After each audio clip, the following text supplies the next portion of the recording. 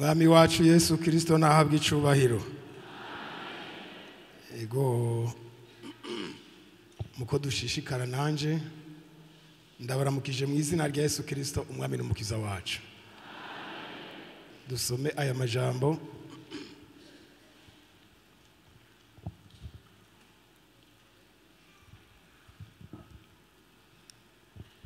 Bayatwigishije baririmba ariko je ngomba tuyaganire tutariko turaririmba ariko tuvuga biriya nyene bamye baravuga mu butumwa bwiza ho bwanditswe na Luka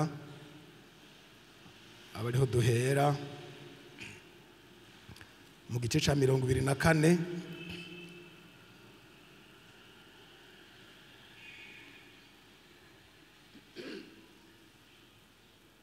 duhere ku murongo wa 44 arababwira nizigira ko twashitseyo afisi zibiri tumaranye igihe nomero ni 102 nomero z'urupapuro. Arababwira ataya n'amajambo yanje nababwira nkiri kumwe namwe ingene ivyanditswe kuri jewe byose mu vyagezwe vya Mose n'amajambo y'abavugishwa n'Imana no muri Zaburi bikuye gushika maze abongura ubwenge ngo batahura ivyanditswe. Arababwira ati niko vyanditswe ko Kristo akuye kubabazwa no kuzuka mu bapfuye ku munsi ugira gatatu, kandi uku kwihana no guharirwa ivyaha bikuye kuvugwa mu izina ryiwe mu mahanga yose uhereye Yerusalemu. Namwe muri vyabona vyo kuvuga ivyo umve ngira mbarungikire ico data yasezeranye, ariko mugume mu gisagara kugeza aho muzokwambikirwa ubushobozi buvuye mu ijuru. Abavanaho abashitsa aharabana ni Betaniya aterura amaboko arabahezagira. Akibahezagira atandukanywa nabo aduzwa mu ijuru, nabo baramusenga basubira i Yerusalemu bafise akanyamuneza kenshi, bama mu rusengero budasiba bashima Imana. Yesu ashimwe. Igitabo c'ivyakozwe n'intumwa mu gice ca mbere duhere ku murongo ugira gatatu. Kandi amaze kubabazwa abiyereka ari muzima, atanga ibimenyetso vyinshi, abonekera iminsi 40 avuga ivy'ubwami bw'Imana. Maze akoranye nabo arabihanikiriza ngo ntibave i Yerusalemu atariko murorera isezerano rya data iryo mwanyumvanye, kuko Yohana yabatirisha amazi, ariko mweho mu minsi itari myinshi muzobatizwa na Mpwemu Yera. Nuko bakoranye baramubaza bati mwami, iki gihe nico ugira ugarukane ingoma y'Abisirayeli? Arabishura ati si vyanyu kumenya iminsi canke ibihe data yashinze, n'ububasha bwiwe wenyene, ariko muzohabwa ubushobozi Mpwemu Yera niyabazako. Muzoba ivyabo navyo kumushingira intaha i Yerusalemu ni Yudaya hose ni Samariya no gushitsa ku mpera y'isi. Amaze kuvuga atyo aduzwa babona igicu kimukura mu maso yabo. Bagihanze amaso mu ijuru akigenda, abagabo babiri bambaye impuzu zera bahagarara iruhande yabo, barababaza bati yemwe bagabo b'i Galilaya, niki gitumye muhagaze muraba mu ijuru? Uyo Yesu abakuwemwo akaduzwa mu ijuru azoza atyo nk'uko mumubonye aja mu ijuru. Buno basubira i Yerusalemu bavuye ku musozi witwa Elayono uri hafi Yerusalemu nk'urugendo rwemewe kugendwa ku isabato. Bashitseyo barurira baja mu nzu yo hejuru, aho bari basembereye ari Petero na Yohana na Yakobo na Andrea na Filipo na Toma na Barutolomayo na Matayo na Yakobo mwene Arufayo na Simoni Zerote na Yuda mwene Yakobo. Abo bose basenga badahumeka n'umutima uhuye, hamwe n'abagore na Mariya nyina wa Yesu na bene nyina. Yesu nashimwe. Mwami Yesu turagushimiye, utugiriye neza kuzinduka hano kuri uyu munsi ntibimenyerewe. Umunsi nk'uyu uraboneka rimwe mu mwaka. Turagushimiye kuduteye iteka ryo kuhaba, watuzigamiye ubugingo, impwemu n'umubiri vyazigamwe n'ubugingo. None turi mu ngoro yawe, bana natwe muri iri jambo, wongere uganire n'imitima yacu, uhaduhera umugisha. Turabigushimiye mu izina rya Yesu Kristo mwami wacu. amina. N'aya majambo dusomye ajanye n'uyu munsi, mu isi yose abantu bizera Kristo Yesu ko ari umwana w'Imana canke ko ari Imana, barakoranye gutya baronse uburyo aho bibuka ingene umwami wacu Yesu Kristo yadugijwe mu ijuru. Nico natwe kidukoranije kuvyibuka. Ntagenda uno munsi canke ntiyagiye kare canke tuve ngo hava agenda, yaragiye. Nico gituma mubona izi ndirimbo zaririmbwe musuko musa canke dusuko dusa dukora ibidukora, nuko yagiye kuko bamwe muri mwebwe baririmbye bavuga ko agiye kugaruka. Haraje umuntu aza, Kristo yabanje kugenda kandi azogaruka. Haci ibihe birebire ibi bintu bibaye, nico gituma rimwe na rimwe iyo ikintu kimaze igihe kirekire haraho umuntu agomba kugira icyo amenyereye, ariko umunsi wose ufise amagorwa yawo. Muri aya majambo dusomye nagomba tuza gukuramo iri jambo rimwe twotwara rivuga ngo emerera Yesu Kristo akore icyo agomba gukora muri wewe. Amen. Emerera Yesu Kristo akore icyo agomba gukora muri wewe. Ntaco ashobora gukora utamwemereye. Urabifitiye uburenganzira kuvyemera canke kubihakana. Ivyo ni ivy'umuntu afitiye uburenganzira. Ntavyo kuvuga ngo urumva ngo biragoye canke nibigoye. Imana iremye umuntu yamuhaye ubwenge, arema mu ishusho y'Imana. Ubwo bwenge nta bindi bumufasha, ni ubwenge bwo guhitamwo. Igikoko ntigihitamwo, nta kindi caremwe na kimwe gihitamwo uretse umuntu, kuko afise ubwenge. Arashobora guhitamwo bibi canke vyiza. Yesu adutabare. Uyu mushinga ntahe canke uyu mwanditsi Luka muramuzi, dusomye mu bitabo bibiri kandi vyose ne bavyanditse, haba muri ubutumwa bwiza ko bwanditswe n'uyu Luka canke mu gitabo c'ivyakozwe n'intumwa. Ikibigaragaza nuko uwo yandikiye ari umwe, n'umuntu yitwa Theophile. Iyo basigura bavuga ko coba canditswe igitabo nko mu mwaka hagati y'umwaka wa 60 Yesu amaze kuvuka. Hanyuma kandi iri zina ryiwe Luka, nubwo tubona rivugwa ko ari we yanditse ibitabo, mu gitabo c'ivyakozwe n'intumwa ntushobora kuribonayo. Bagenda akoresha ijambo rivuga ngo tuva ha twebwe twebwe twebwe, ariko mu isezerano rishasha riraboneka, baravyerekana ha mu gitabo ca Filipi igice ca 4, haba mu cete Paulo yandikiye Timoteyo, haba no muri Filemoni. Aho hose baragenda rukaragaruka, ariko kubona mu vyakozwe n'intumwa ndugende umubonyemo akoresha ijambo ngo twebwe. Hanyuma bavuga ko icatumye yandika ijambo rikuru kuri Theophile, yavuga ati kugira ngo amajambo wigishijwe umenye neza ko ari ukuri. Aya majambo twigishwa, igihe umuntu amenye ko ari ukuri biramufasha. Haraho umuntu aba ahantu ha wenyene canke akabana n'abandi canke akaba kumwe n'abandi batabitaho, hakaba ibiyago bivuga ngo none ubwo bijya bintu nivyo canke sivyo. Harugira ngo araciye akenge agaca avuga ngo oya, maze imisi ndabigenzura bijya sivyo, ni vy'abazungu. Ko yabitaye ko ari vy'abazungu, azorinda hwera azi ko ari vy'abazungu. Kandi ko ari vy'abazungu ntaco bizomumarira, vyogira ico bimumarira iyo atahura ko ari ivy'ukuri. Yesu ashimwe.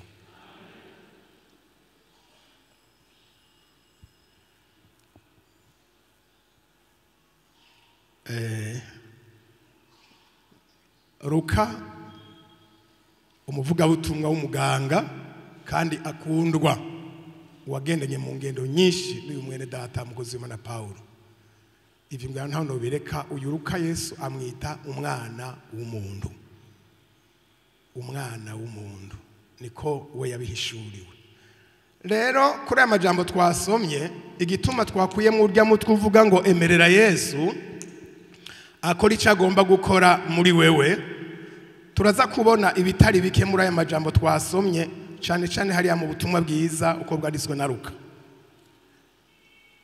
ca gice twasoma ca 24. Turaza kuhagarara cyane cyane. Ndiko ndasoma aya majambo mu vyumviro vyanje hajemwo ijambo rivuga ngo bwa wundi rero kuja mu ijuru birashoboka. Mbariro mwicaranye uterega kuja mu ijuru birashoboka. Kuja mu ijuru bigira gute? Birashoboka. Hari umuntu akwitegereza wagize intege nke cyane cyane mu bo tubana ngo harya ngo nahajya hagera igisiga ntuzohangera ntuzogenda kugumye, uramubwira uti kuja mu ijuru birashoboka. Haleluya, birashoboka mu izina rya Yesu Kristo. Uti ivyo wabikuye? Tuzogenda kuko n'abandi baragiye. Amen. Ninzira ihita. Haleluya. Hari abo twaherekeje bararengera, turabona ngo baragiye, kandi no mu ijambo ry'Imana turabona batwitangiye imbere bagiye. Ninzira nyabagendwa, si kinyoma. Nasomye mu Itanguriro ibice 5:24 ngo Enoke agendana n'Imana ntiyabakiboneka kuko Imana imujanye. Amen. Abantu bagendana n'Imana hari umunsi batazosubira kuboneka, hari umunsi bazoyongayonga, hari umunsi inzambi zovuga. Enoke yagiye ata muntu numwe abona ngende yagiye. Korale Kinama mu myaka itari myinshi irengaye ngira hafi nka 20 ndakeka niho migeze gutegura indirimbo yavuga ngo abantu bazoronderana bavuge ngo naka ino twabuza abantu. Ico gihe iyo ndirimbo yara umuntu yumva ikirundi nta muntu numwe yobesha ngo yamukozeko, kuko hari aho agenda ahantu batari bwayumve bashiramwo tujya tukasete, bashiramwo tujya tukanda, ukadona rafyu ya maso ngo umvise ibyabaye uti nibiki ngo muri Rumonge. Kandi urumva ugasanga yafyu ya maso kandi ari kararira.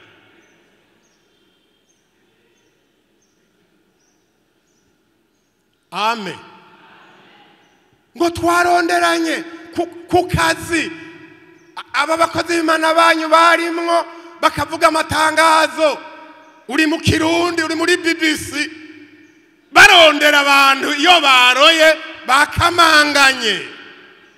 Enoke ni icyitegerezo cy'ingene inzambi zovuga. Abantu bubaha Imana bakaronderwa bakabugwa, kandi bigatahuka ngo ba bantu bari abantu b'Imana. Amen.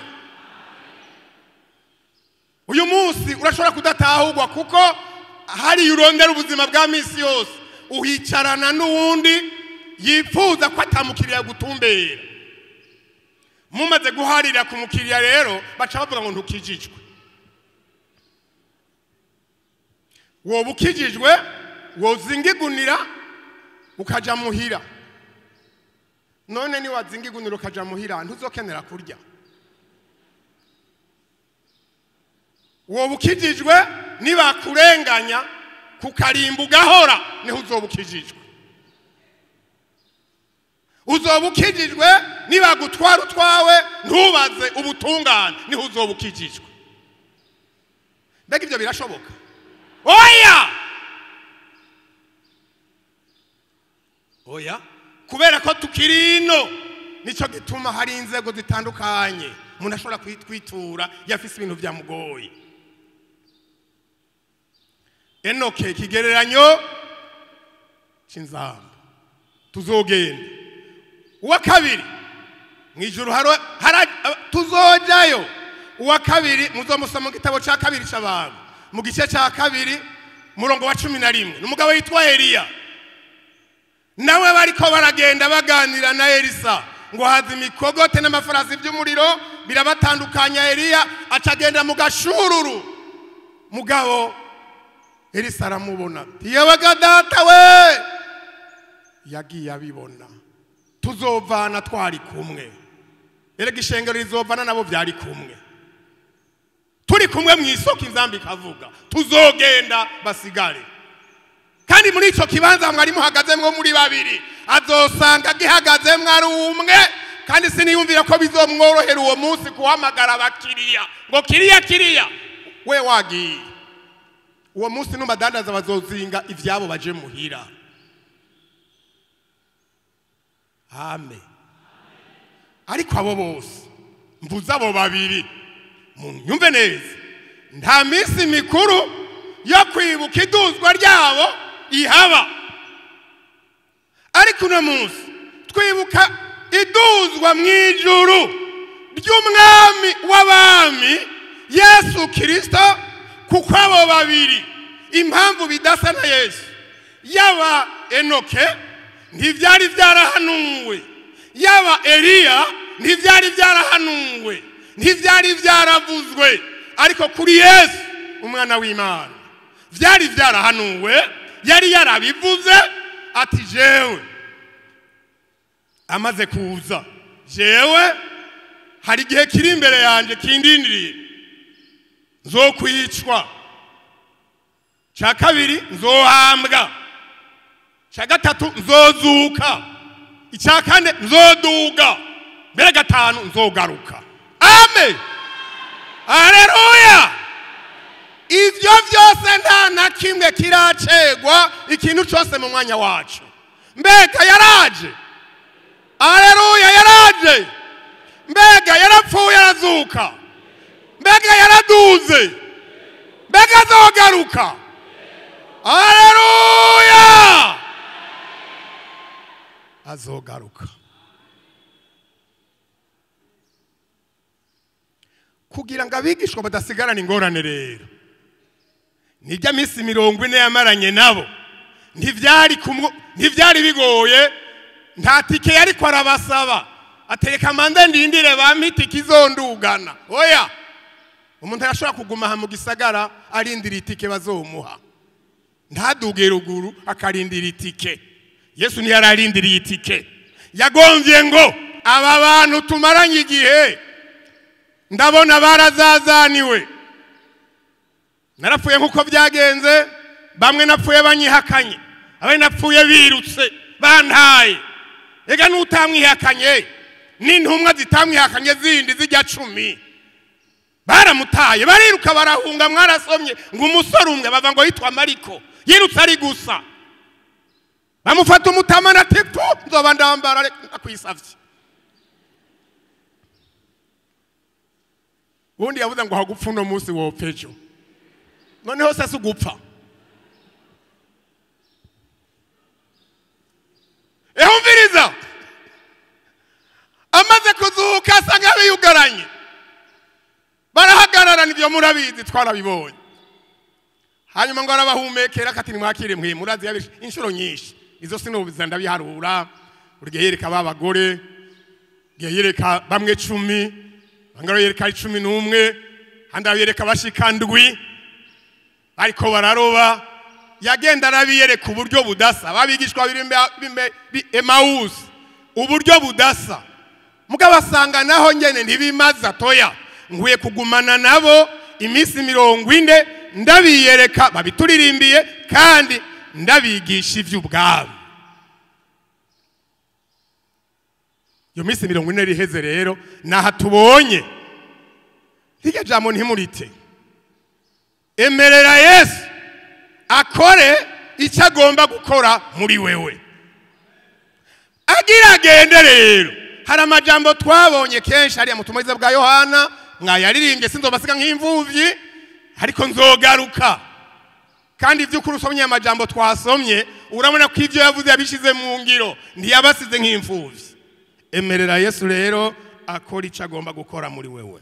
Icambere mu byo yakoze uno munsi, ashobora kunagukorera nawe wari kumwemereye. Ujya murongo wa 45 abungura ubwenge ngo batahure ivyanditswe. Haleluya. Abungura ubwenge ngo batahure ivyanditswe. Mbega uragomba ko Yesu akungura ubwenge gutahura ivyanditswe?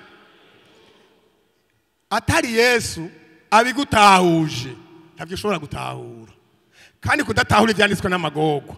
Cete Paulo yandikiye Timoteyo. Kudatahura ivy'amagorwa, kudatahura ivyagezwe n'amagorwa. Cisha y'amaso gatoyi duca tugaruka ngaha.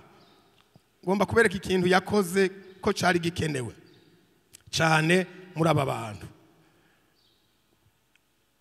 Icete ca kabiri ibice bitatu dusome umurongo w'indwi.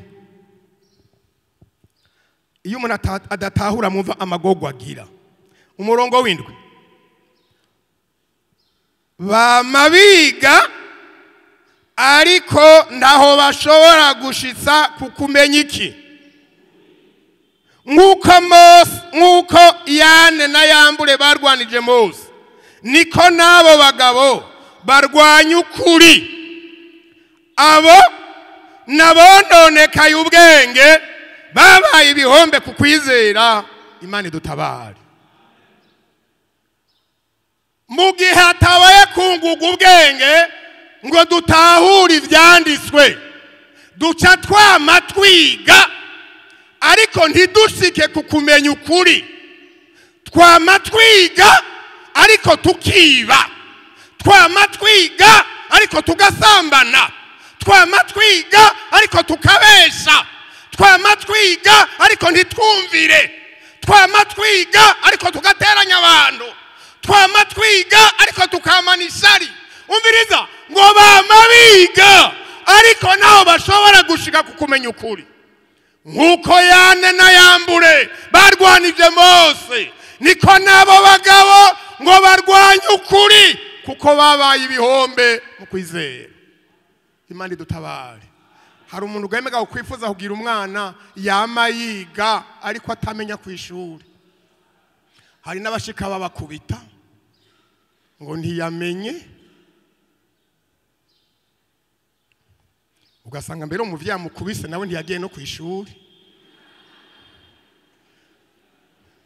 ngo amenye ngene kwishuri. Ntazi ngene kwishuri bimera, ntavyazi. Kamuhigite ngo ndaguha amahera y'amakaye n'amakaramu, aguha amahera utwara mu mufuko uja gufyina ntuja kwiga. Kubita bamabiga. Ewe kwama wiga, ewe kwama mu rusengero, ewe kwama wumva ivy'Imana ukamera nk'ibuye ryo mu mazi. Mu gishingo cy'uko ribomba rikubita abantu hasi riba kubukoko. Igihugu cyambere yabakoreye ataba abantu aba ndakwiye kubungura ubwenge ngo batahura ivyanditswe. Icamba mwemu yera muri kino gitondo akakungura ubwenge ugatahura ivyanditswe. Ico bibuza ukakireka, ico bitegeka ukagikora. Amen. Ica kabiri.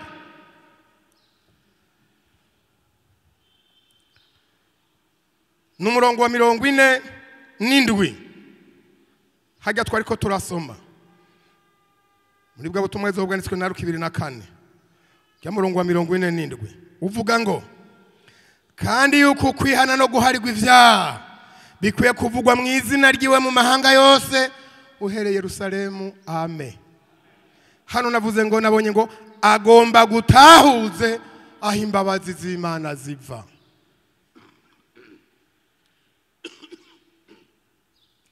Hariho abantu batazi aho ivyaha biharirwa. Hari abantu batazi aho imbabazi z'Imana ziri. Ukwihana uguharirwa ko bikwiye kuvugwa mu izina rya Yesu Kristo mu mahanga yose mbere uhereye Yerusalemu. Nta handi ivyaha biharirirwa. Ni mu izina ry'uwapfuye azira ivyaha. Ni mu izina ry'uwashesha amaraso azira ivyaha. Ukwihana n'uguharirwa si mu izina rya Gerard, si mu izina rya mwarimu, si mu izina rya naka, si mu izina rya mama, si mu izina rya papa, si mu izina ry'uw'impwemu naka. Oya, ni mu izina rya Yesu Kristo. Haleluya. Arabatahuza ngo batahure ko bagiye no kuzokwigisha abantu kwagira basige hariya muri Matayo 2:8 ko bibona, ariko arabasezeye ko yababariye. None bazobwira abantu ko bakwiye guharirwa ivyaha biciye hehe? Mu ntumwa, mu batagatifu, mu bamarayika.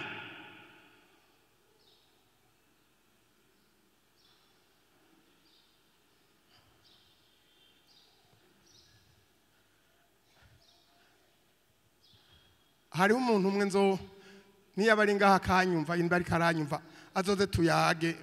Nari mu mwanya utari mwiza, mfise ibintu bingoye aho mu biro, bingoye bisaba ko nihutira kumenya kuronka, ariko uwo n'umuvyeyi agena senge yagize neza kandi mugabo nagomba azoze ndamubaza akantu sinabitahuye, yaransengeye kandi bigenda neza, ariko hari akantu ntatahuye. Mwebwe muzi vyinshi, mwasomye birebire muri theology, muzomfashe kuko yaransengeye aravuga ati umumarayika Mikaeli akuzigame mukozi w'Imana, ati n'umumarayika Damiyano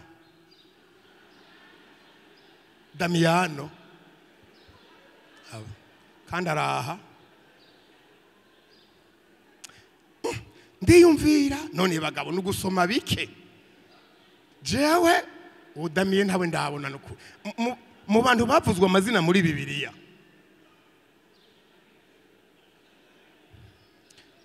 Gaburiyeli aravugwa na Mikaeli, abandi barabahora, abandi baracecetse, ariko Damiyano mbona cengana ivyo byose.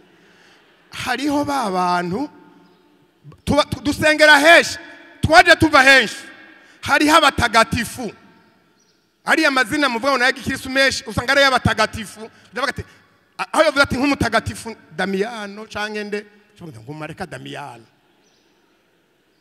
n'umuntu akuze ndazi kwa nyumva, azoze tuyage neza nanye sobanuke. Erega tuguma twiga, sinase kwiga, ndemera kwigishwa, ariko nzovuga ivyo mpamvya, vyo ntamvya ndeke hari upfa bihejeje.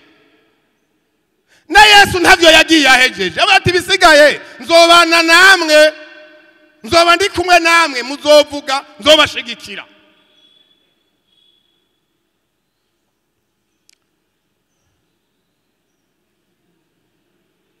Amuriko muranyumva? Dutahuzwe twemerera Imana ikora ikigomba gukora muri twebwe. Ubwa mbere itwungura ubwenge, icya kabiri iturangire neza aho ivyaha biharirirwa. Ukwihana no guharirwa ni mu izina ryande, si mu mahera. Kwihana no guharirwa si cya 10, ivyo biratangwa ariko ku muntu yihanye kandi yahariwe. Ariko ubikora atiyanye atahariwe nta kimazi kirimwo, ivyo vyuwe bizosha nawe ntazoja mu ijuru. Banza umenye kwihana no guharirwa ni mu izina rya Yesu Kristo gusa. Indirimbo ya 6 mu Kirundi ivuga ngo, imigone gace ka 4 ivuga ngo Yesu abasha kwica icaha, abohora imbohe, nawundi ariho. Abandi yo kuvuna amaguru, yo kuvuna amaboko, yo kumena ijisho, hari ingingo nyinshi yo vunagura kuri wewe, ariko ntasho no kukwica yo kurimura, ariko nashobora kwica icaha.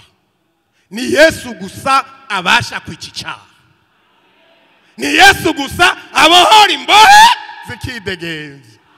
Haleluya! Abari kubiziriko vy'ubumaraya, vy'ubwicanyi, vy'akabaregwe, kera basuma babita mu gihe cy'iwacu cy'ubwana, hasi maze imisi mike banyonga babantu bari bimborerwa mu gihe cy'abagatarina, baba bandi babanyongera ku Musaga hajya impande ya zone, hepfo ya zone. Naragiye kurorera, ura gukira umwana ntangorana ugira, badukororera abantu banyongwa para abanyonzi noneho abanyonze ubusuma bwaraheze reka abanyonze umuntu w'umusuma banyonga umuntu ico cagiye cakimuvamwe kikaja mu gisigaye wagira ngo babakinyonze yo ni Yesu abasha kwica agaca bahora imbohe amen uwo muririmbyi avuga ngo amaraso yiwe yeza umunyavyankanje genda mwantumwa mumenyekanishe mutangaze aho kwihana ivyaha no guharigwa bivugirwa ni mwizina rya Yesu umunyanazareti gusa mu mahanga yose mbere uhereye na Yerusalemu gatatu arakeneye ko ndamubera icyabona ni umurongo wa 48 handitse ngo umve namwe muri ivyabona vyo kuvuga ivyo bantu b'Imana twari dufise akarimbe kaho tugarukira biriya bindi byose isi yirigwamwo abanyabyaha birigwamwo tukirigwa turavuga n'ivyari by'iwacu kandi tubiretse ntiwimvire ngo isi wabura ababivuga bariho baragwiriye oya twebwe abantu b'Imana twari ivyabona vyo kuvuga ivyo guharigwa ivyaha vyo kuvuga ivyo kuja mu ijuru vyo kuvuga ivyo kwihana vyo gushinga intahe muri ivyabona vyo kuvuga ivyo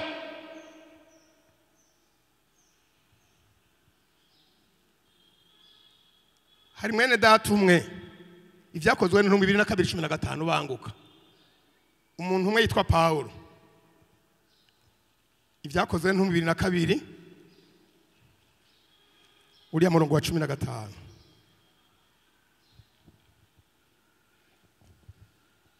turasoma ku murongo wa 15 avuga ngo nuko uzomubera icabona ku bantu bose yego kuvyo wabonye kandi wumvise urakoze cyane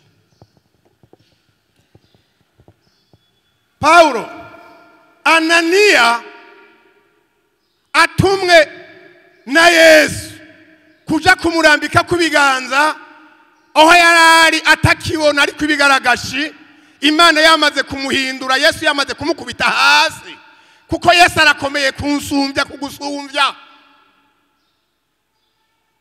amaze kuvuga ngo urindega mwama ati ni jewe Yesu uri kurahiga ati va hasi uzobwira ibyo kwe gukora amaze kuba kwibyo bikaragashye bamufasha ukuboko rero Imana ihagurutsa nde uyu mugabo wa Anania ati genda umubarire genda umubatirize ati yo Mana ijambo ryaho ryahora rivuga ngo wowe ntudendereza riri muri Yobu untumye kwa ega we ntawuzi none hajya wibaza ngo Anania aradi Sauli gusumba Yesu none ko Anania ashobora kwinyegeza abantu ba Yesu nabo Sauli akaba yabici Yesu abona yaramuzi ko niba yari yaramuremye atumviriza genda ubu ni igikoresho nitoranirije erego bari karasenga si wa wundi ubu n'uwundi ngo agiye rero niyaca mubwirira ijambo badusomeye rivuga ngo kuko uzomubera mbere kuri 14 niho wovyumva cyangwa 12 niho ukumva uwariwe umugabo yitwa Anania yubaha Imana mu kumvira ivyagezwe yashimwa n'abayuda bose babayo azahondi uni Paulo avuga ivyo ampagarara hejuru arambarira ati Sauli mwene data humuka ako kanya ndahumuka ndamuraba aravuga ati Imana y'abasokuruza yagutoranirije kumenya ivyigomba no kubona wa mugororotsi no kumva ijwi riva mu kanwa kiwe none rero kuko uzomubera icabona ku bantu bose kuvyo wabonye kandi wumvise iyo abantu bagiye gusura nk'ivyabona bari abantu bajerwe ivy'ubutungane hari amajambo abiri bababaza ibi bintu igihe vyaba warabibonye niho wari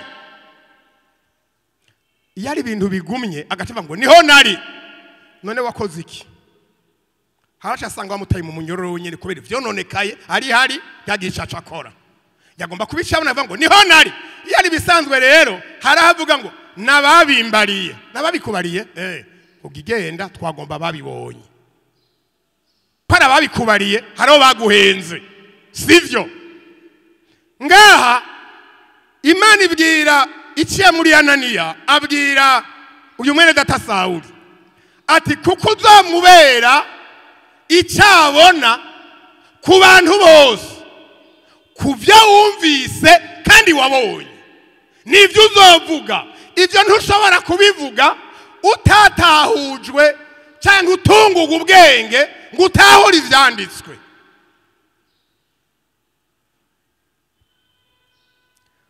none ubwa ntimwasomye igitabo cy'ingenzi abatari bake muri mwebwe ndubona ko mu Kristo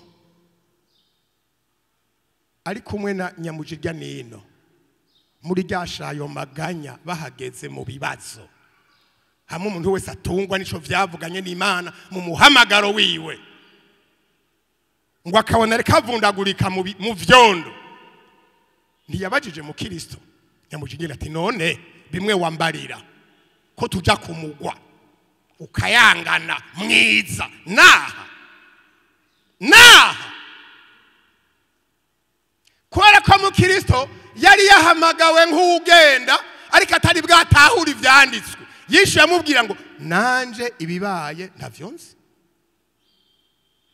ati sha nobona ahantu ndahavuye nkahokoka nsubiriyo naje mva uwo mugwanda wo guhebera kandi ngo ugomba gusubira inyuma ntibigoye ibigoye no kuja imbere hano no muso ufata ingo gusubira inyuma ntugire ngo ni wora ushaka kurara unyoye inzoka ninde yo kubuza ushaka kurara uguye ku munsi umwe birashoboka aca arasubira inyuma ariko kandi amagogo yagize nuko nabari yari ajavamwe no atisha tubarire kugarutse wari wajanye n'abaja kumugwa kugarutse ati sigahe ibintu birimo ati po natwe ntutwicara ngo nta kintu kirimwo ukagarukanwa n'ivyo none undi ko yabandanije kubera yamuhamagara idasa mugabo urabona we yaragiye iryo shayo araronka ashira amaguru mu kwizera arabandanya abasomye murabizi kugeza nazora n'ibindi bimusubiza inyuma umuntu agiye ati turahatswe hogi dusubi uragenda urahwera murazoda murasoma ibyo bitabo rega n'imfasha nyigisho bijya bitabo birafasha umuntu aragera ahantu ndabona bya jambo ryavuze ngeze ngaha ko bizobara ingorane turahatswe ayo tutiruka tuba dupfuye nibikati tuhabonye intambwe ni mukanya gataha imbere kandi ko bavuze ngo asanga zarapfuye ziziritse zidegemvya twe ntitwaravye bwo twahatswe none hamuru rugendo harimwe ngo turahatswe warahamagawe aho tungurutoke niyo nzira nzocamwo shisahi izoherera Yesu mukunzi wanje ereka Yesu ni numwungeri ni waturangira aho duca sitwe twironderera inzira niwe nzira niwe kuri niwe bugingo haleluya none mwasomye ngo mu Kristo hageze akazira bati yewe gusubira inyuma nuguhwera kuja imbere nuguhwera mugabo reka mpfe ariko mpfe nje imbere mpfe ngenda haleluya mbe ntumbereye ngitumbereye wa mugwa ngombe mpfe nakare nopfuye ngenda baha ikibazo umuntu atazopfa gorora nta numwe none ubona abantu bapfiki haleluya umviriza ikibisa ugupfa ikibi no gupfa nabi kugwa mu vyaha niyo magogo nayasigaye kwibira ukiburukira yuje ababayize naboze ntushobora koga ngo umenga urabizi utazi kwibira hari igihe amaguru n'amaboko biruha bigasaba ko wibira ugacuruhuka ariko naho nyene ntutebayo kuko impwemu zihera kubera amazi gasuri ukiburuka ukagenda niko urugendo rwacu rumeze twibira twiburuka ariko ntidusoma nturisha amen ntidusoma nturi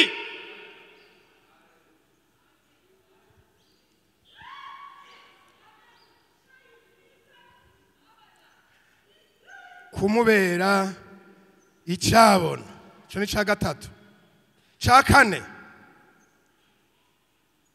aragomba kuguha amasezerano nujya mu 29 ega cya gitabo kiratunze uwo vyigisha n'indwi yohera atarabimara ndiko ncaho ndengana nyarutsa 49 umve ngira mbarungi kirisho data yasezeranye ariko mugumi mugisagara kugeza aho muzokwambikirwa ubushobozi buvuye mu ijuru Yesu nashimwe ivyo tuce tubifatanye naho twasomye hariya mu gice ca mbere c'ivyakozwe n'intumwa 1:4 maze akoranye n'abarabihanikiriza ngo ntibava i Yerusalemu atariko murore isezerano rya data ryo mwanyumvanye kuko Yohana yabatirisha amazi ariko mweho mu minsi itari myinshi muzobatizwa na mpwemu yera haleluya isezerano hari umuntu aba mwishengera atagira isezerano na rimwe nukuri kandi bizokugora kurironka mu gihe wosanga atamwanya ufise gusoma ijambo ry'Imana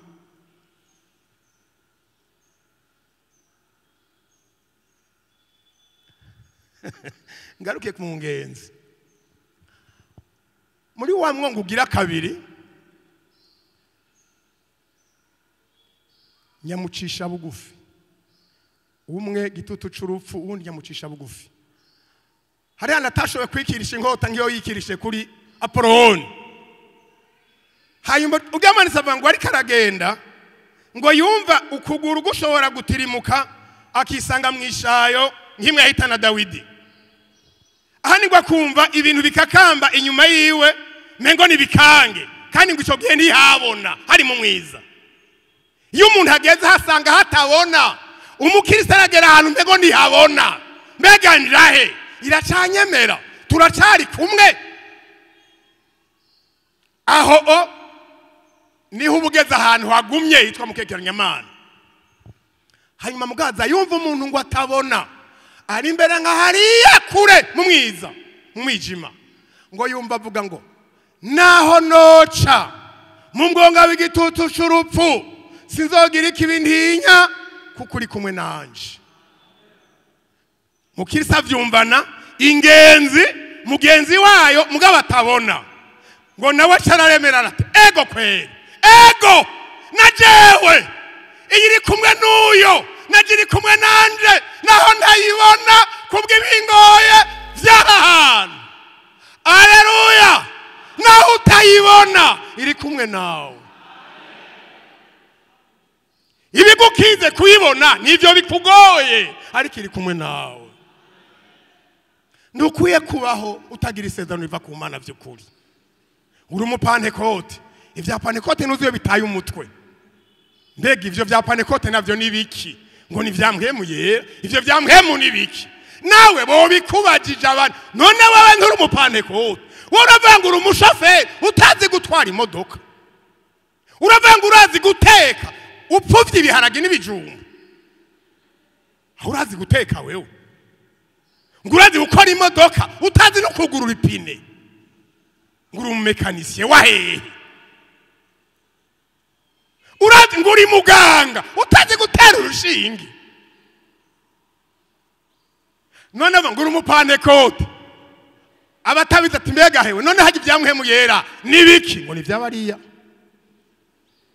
ngo ni bariya ivyamuhemu ntavyo nzi oya warukwiye kubimenya amen warukwiye kubimenya warukwiye kubimenya ntube mwishengero nk'umuvumvyi ariko uhabe nk'uwatumiwe umuntu yatumiwe mu rubanza ntabwira uwamutume ngo mbega kutambona arazi ko yatumiwe nagomba kicara hari inyuma baramuhamagara bati hewe rengana uzino kubera nigiki numutumire twaratumiwe ntitwaje kuvumba amen urakwiye gusenga Imana byamwemuyera ukamenya ivyo ari byo. Mbega mwemuyera aza mu muntu byagenze gute? Ukabimenya n'umuntu yihanye ivyaha, n'umuntu yirinda ivyaha, n'umuntu akomeretse yezwa saba Imana imbabazi kamweza, n'umuntu asenga Imana nawe uzogusengera ngo wuzure mwemuyera we utisengera. Imana nikigugu mu buryo yosiga amavuta umuntu ari kwimivyiro we kutabigira ngo uyisige wanyura danza amakara kubanza gukaraba. Hari umuntu azana amagogwa yiwe y'ivyaha ngo ngomba kuzura umusengera nge nguzure mwemuyera. Ihane ezwa fata ibihe byo gusenga Imana uko ushoboye, apana nka ntuzeye wewe uko ushoboye. Turafise abantu naho ariko twabavyaye ntibari ku rugezo rumwe, ntibazigera baba ku rugezo rumwe, kandi bose urabakunda, bose nabi wawe. Umwe wese akora ivyo ashoboye. Umwana wanje naramugenzuye, ibi arabishobora, ibi ntabishobora. Uko ushoboye rero ariko usenga Imana. Hagize akakugora ngira mpava ndahashika. Birimwe muri ibi.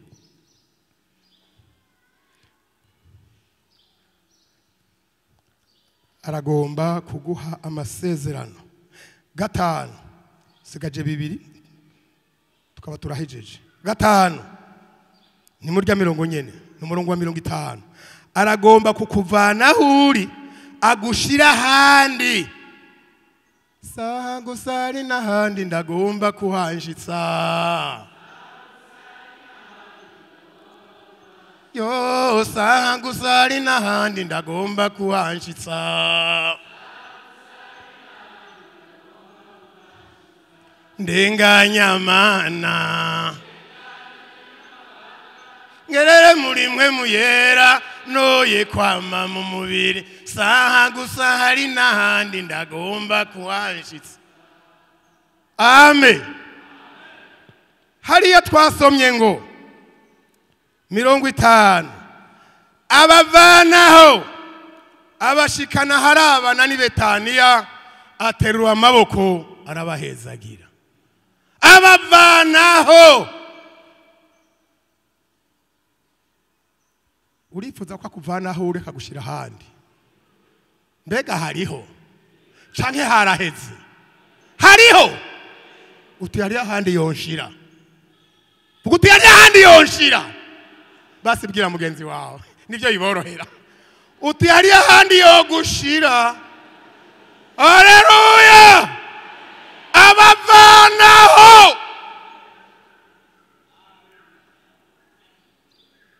Abavanaho muri kwa gukekeranya barimwo, muri kwa kwihebura barimwo, muri ya magogwa barimwo. Abavanaho ngo abajana ahantu harabana ni Betaniya. Ati naho bo kwibagira vyinshi ntibazokwibagira no byabereye Betaniya aho Lazaro yazuka. Hewe ivyo nawe ntibo vyibagira. Reka ndabajana impande y'umusozi wa Elayono aho ngiriye ngiye mpave ndugira kuko ariho nzogarukira. Bazogume bavyibu. Abavanaho ni Yesu adukura mu ntege nkebene da. Ega ni Yesu atujana mu ngomezi. Ega siswe twijanayo. Muzokumva abantu ngwinjira muri mpwemu. Ngwinjira. None hariyo bajuti none ndapfukama ni mucanzo ni hehe ninjira.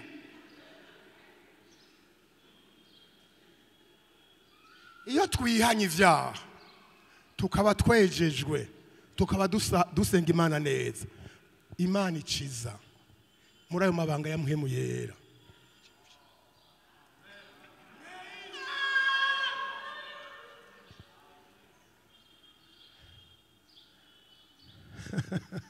Aho twagira umunsi mukuru wa yubile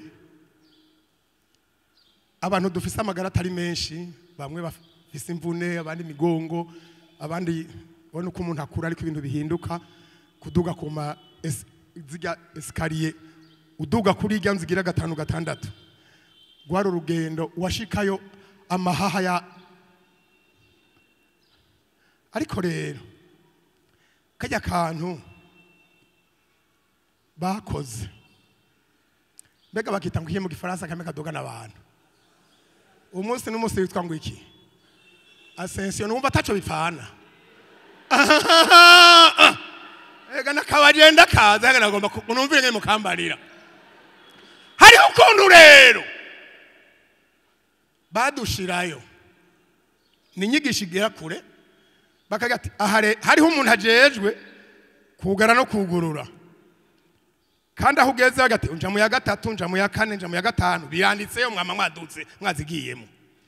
Mugabo yaravuga ati mwebwe rero aha murakwiye ntawundi ndenzako, ko bambujije ibiro bingana uku birenze hoba ingorane, tugaca tuduga rero ikakujana aho ugomba kuja, ariko kandi ntibarenza. Mwanyumvise no umviriza no kuja mu ijuru ntibazorenza, hazogenda abapimwe bakwije ibisabwa. Ego yo iragaruka ikabatora, ariko kuri wasanse no kuja mu ijuru yo mwemu yera aho inzambi zovugira ni rimwe, izogenda itagaruka. Haleluya! Itagaruka, tuzogenda rimwe. Irya kabiri tuzogarukana kuganza na Yesu Kristo ya myaka 1000, tuje kuri ya mafarasi. Amen. Tumuherekeje. Haleluya! Nta mukwe yatacikije yijana. Oya, hama hari abaherekeza kandi agasanga ngira no sindabiraba cyane, muzondabire ku munsi mukuru. Bari abantu babatumire, reka mvuge bajya bagize komite, ubaravye baba bashushe, baba bakaze gusumba uwagize mariage. Cyembora ndaba nkabona none aba bantu urumva hari ukuntu amera umengo mu bwenge hari byacanganye, kandi bari abantu bagize mariage baba batekanye, nukureka abaguruka bakaguruka.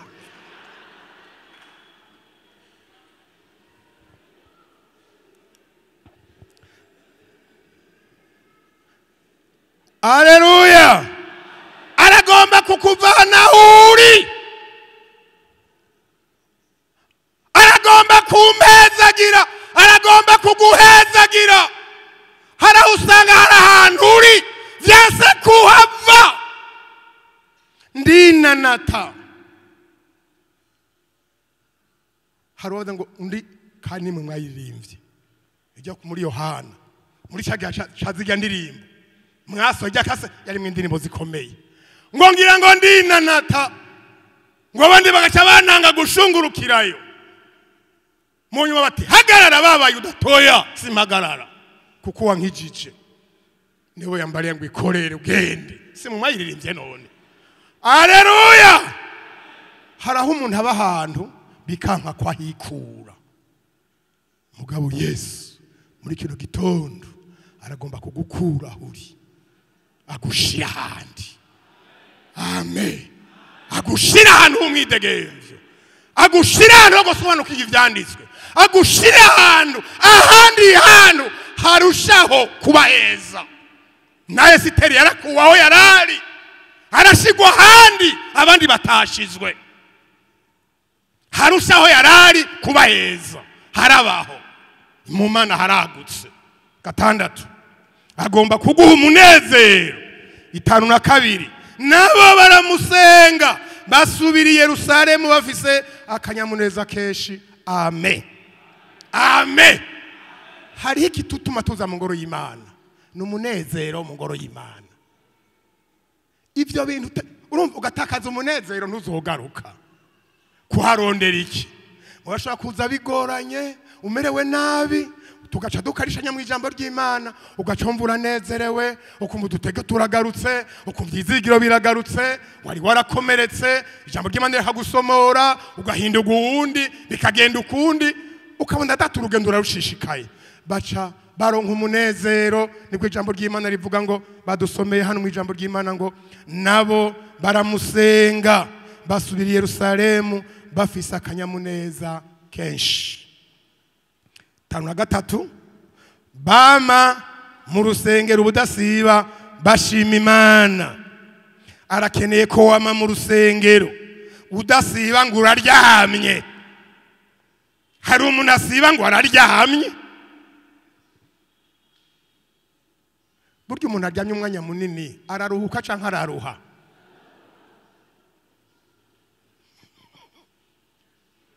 Ngurumva ngo naciye ndyama.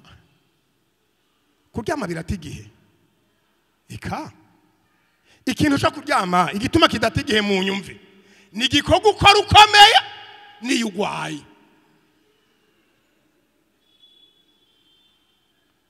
None atari kuryama hari ibindi ukora ukomeye niyo ugwaye. Urumva ibindi byose naho wovuga kurya harya urya kuko ukomeye, unywa kuko ukomeye, udakomeye baragutamika, udakomeye barakuramiza amata, mugabo ugwaye uraryama da. Kuryama ugware cyangwa ukomere uraryama. Ivyo ntibita igihe ahubwo mbere aho uraryama. Yesu aragomba kuba mu ngoro yiwe ubudasiba kandi ugasenga uko twayibonye, ariko ugasenga umeze ute? Reka turahejeje navyo dushirako ni vya bindi twari twasomye. Ugasenga umeze ute? Usura mu vyakozwe n'intumwa ca gice ca mbere cyo dusenga Imana ca gice ca mbere uriya murongo wa 14. Ayo twapfuye gusoma vyinshi twari dufise ivyo dukurayo. Abo bose basenga badahumeka n'umutima umeze ute? Umutima uhuye, hamwe n'abagore na Mariya nyina wa Yesu na bene nyina. Ariko narondera kajya gace kijambo ngo abo bose basenga badahumeka n'umutima uhuye. Mbega abantu barashobora gusenga badahumeka imitima ari ibiri badahuye bagasenga? Mumfashe neza by'ukuri. Abantu barashobora kandi kuba ahantu basenga bagahera mu gitondo bageza ku mugoroba ari bikenewe bagakesha, ariko imitima ari ibiri kandi bose bagacaburuka ngo twaraye hehe. Kagusenga biroroshe, ijambo ryoroshe. Twaraye ku musozi, mugabo kandi ntibagize gute? Ntibahuza. None murabo nanzi ngo bakunda kumenya ingene bigenda. Murabo naho bare ku musozi w'Imana ko batahuje umutima, mbega burutsu wa musozi hahezagiwe nde murabo babiri?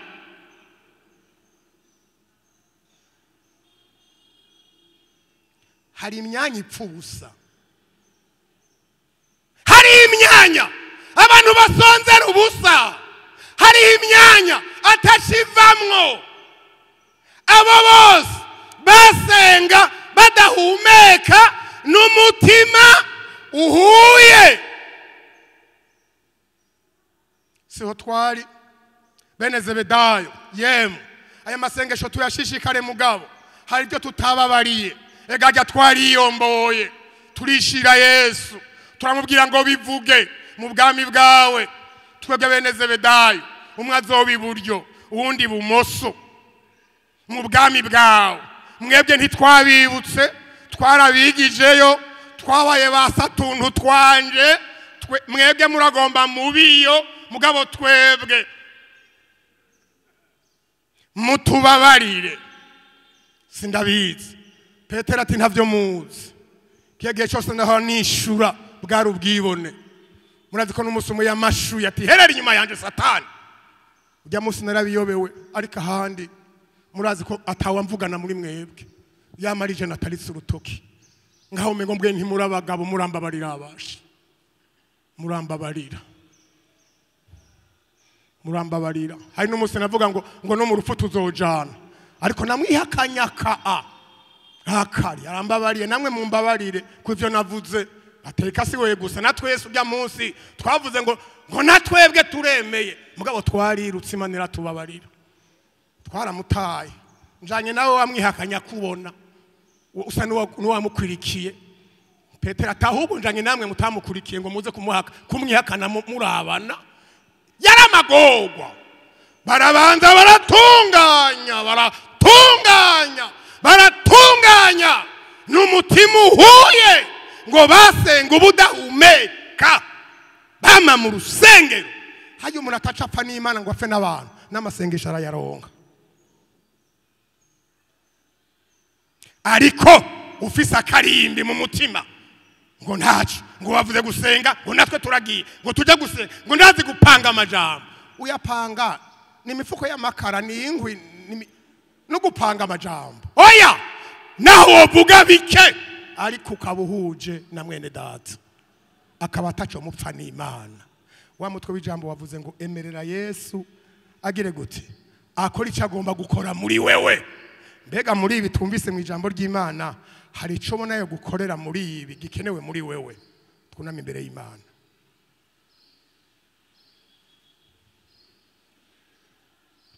twunama imbere y'Imana ndahamagaye abaza n'abagomba gusohoka sino babuza umuntu arahitamo ndagomba kwanyungura ubwenge ngo ntahuri ivyanditswe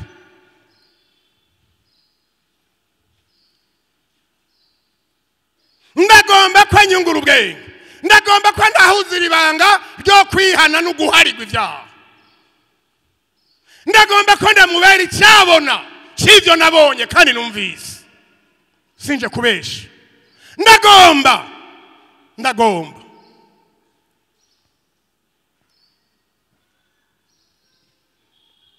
ndagomba ko ngendana amasezerano y'Imana ndagomba ko mvana mu byo narindimwo hari ibyo mazemo igihe kirekire ubushakanyi ubusambanyi amajambo apfuye ibyo ndaba bihumanye byaranse ko ndabivamwo ndagomba ko ankura muri ayo magorwa akanshira ahandi akampezagira ndagomba ngo mu munezero ndagomba kwama mu rusengero rw'Imana nihana neza nezwa neza nsenga ataco mfa n'Imana kandi tugomba ko Yesu agukorera nabigukorere wemerere Yesu mwene data akora icyo agomba gukora muri wewe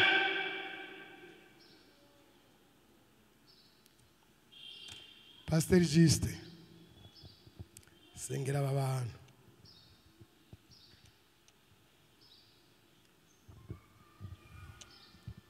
Mana yo mwijuru mu izina rya Yesu Kristo we wuzuye imbabazi we wuzuye ikigongwe we wuzuye urukundo rutagira akagero arico cacu mutanga Yesu Kristo umwizera wese ntapfe rubi none turakweretse mwami ababaye abatsindwa imbere y'ijambo ryawe ubaharire ubagirire imbabazi Mana amaraso yawe abeze maraso yabuhagira ubuhumane bwose iby'umwansi yabateje byose ubuhagiza amaraso yawe bahaguruke bagiriwe imbabazi bahaguruke bagiriwe ikigongwe Mana ibyabatsinda byose ibyabanesheje ibyabashize kure yawe Mana buhagirwe n'amaraso ya Yesu Kristo mwagazi w'intama w'Imana bave hano bagiriwe ikigongwe bave hano bagiriwe imbabazi kandi mwami Yesu Kristo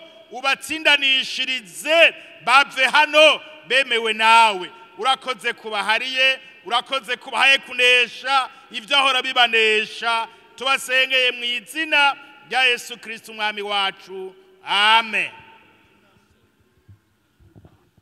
none rero mukiraha kumbure wowe afise intege nke canke agira ati nosengerwa kuri iki kintu agomba ikintu Yesu yonkorera muri kino gitondo. Uyu si umunsi usanzwe namba, nibaza ko ku munsi wa kane kwinjira mu gatondo nimba ntihenze ni rimwe mu mwaka. Twosengeranira rero nohamagara umwe muri aba bakozi b'Imana gasenga. Bwana Pastor Pierre, ngusengere bano bantu bafise imitwaro imbere y'Imana, ico bagomba ko Imana yo bakorera ikibakorere. Bwirukiro Mana yacu, turagushimiye kuko uri umwami mwiza, turagushimiye Mana y'ububasha n'ubushobozi, tugushimiye ku majambo yawe meza ahejeje kuvura imitima y'abantu bawe. Kandi mwami wacu Yesu Kristo, nkuko wamye ubigira kuva kera, uhejeje kwigisha ubutumwa bwiza, benshi bazana abantu bagwaye kuri wewe, abarushe n'abaremewe ukabaruhura. Nico gituma mwami rishengero ryongeye guhagarara imbere y'inyonga zawe, bafise ukwizera kudasanzwe muri wewe Yesu Kristo. Hariho abagwaye bari muri aba bantu, ab'imibiri inanije mwami wacu, turongeye kubasabira inkomezi ziva kuri wewe ngo wongere gukira mwa izina rya Yesu Kristo. Iki gitondo ciza umuntu wese ahagaze yumve yuko umukoze ko mu izina ryawe ryera, amagwara hagarare, imwe mu mbi zitsindwe mu izina rya Yesu Kristo. Wongere kubakiza kandi bakire badakiriranye. Iki gitondo umuntu wese ahagaze yongere kumva umukozeko, yongere kumva ibitari vyawe bihunze, yongere kumva ibitero by'abadayimoni bihunze mu izina rya Yesu Kristo. Turasengeye abantu bawe ngo intege nke z'umubiri zihagarare mu izina rya Yesu Kristo. Ubagirire neza, babone ikiganza cawe guhejeje kubakiza imitima, niwongere ubakize n'imibiri mu izina ryawe ryera Yesu. Urakoze mwami mwiza. Kandi hariho n'abahagaze bafise ibindi bibazo, bya bibazo biri imbere yabo, ibibazo barangamiza, bakabona umusozi umeze nka Yeriko. Ariko mwami wacu Yesu Kristo, twumvise amajambo yawe aturemesha yuko amajambo yawe atanga ubwenge bwo gutahura, amajambo yawe ari mu bushobozi, hari mu isezerano, hari isezerano wadusigiye yuko mwami abantu nibagira ukwizera bashobora kubwira imisozi iri imbere yabo ikimuka. Mu izina rya Yesu Kristo turahamagaye iryo zina ry'ubushobozi ngo imisozi iri imbere y'abantu bawe yimugwe mwami. Aho abantu bawe barangamiza bakabona umenga imisozi irabananije, washirikiye aya mwami, abantu bawe batambuke bagenda bagirirwe neza mu byo bakora mu izina rya Yesu Kristo. Abafise amagwara yabaye akaranda kuri bo, abo turabasengeye mu izina rya Yesu. Ababoshwe n'iminyororo y'umwa Satani bongere kubohoka mu izina rya Yesu. Ababoshwe n'amadayimoni abo bakire mu izina rya Yesu Kristo. Ugire neza iri shengero muri iki gitondo ciza, buri muntu wese abone ukugira neza kwawe mu izina ryawe ryera Yesu Kristo. Nuko turabigushimiye mwami, turabigushimiye kubikoze kuko dufise ivyizigiro yuko Imana yumva kandi Imana ikora. Ni mu izina ryawe ryera Yesu Kristo tubisavye, amen.